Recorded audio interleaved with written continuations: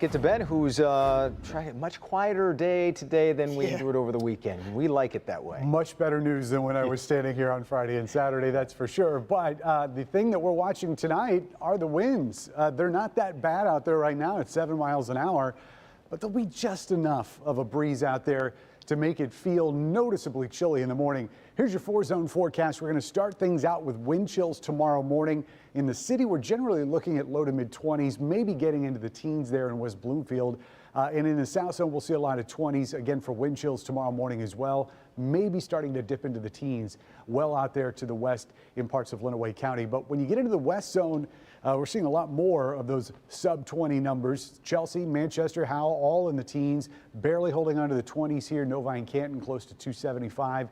And north zone, you're going to get your share of teens as well. The exceptions being out here towards the lake, looking at 21 at Port Huron and 20 at St. Clair, and maybe as mild as 22 down in Rochester Hills. But generally, it is going to be a noticeably chilly morning tomorrow. A lot of standing water still left to go, and we got this in on Storm Pins. We've gotten tons of pictures like this just off the deck, seeing a lot of water down in Monroe. That's one of the areas that's still seeing flooding problems. That's the River Raisin down there. Those orange dots indicate minor flooding. Moderate flooding happening up here at the Hamburg River, or I should say the Huron River in Hamburg Township. But when we check the gauge down here at the River Raisin and BLISSFIELD, that is just about as high as we're expecting, and that is going to start falling, probably going below flood stage by Wednesday morning of this week.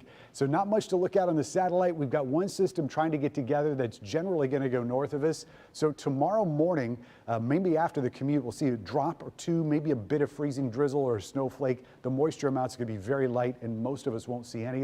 Wednesday, a little bit better chance of seeing some moisture. That's going to be in the afternoon. Starting as rain, may get a little bit of a mix or some snowflakes in the north zone. But again, this is generally light stuff. That's compared to what we got coming this weekend. Another major winter storm, both the American model and the European model, very similar.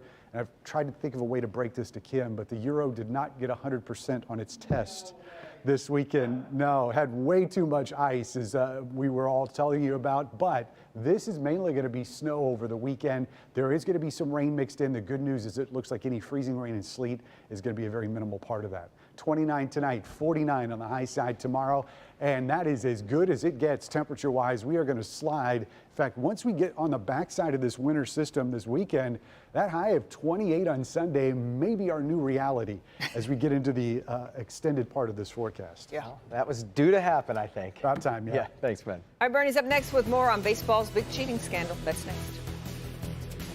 The Euro. Local 4 weather is powered by DTE. Download the Local Forecasters app today.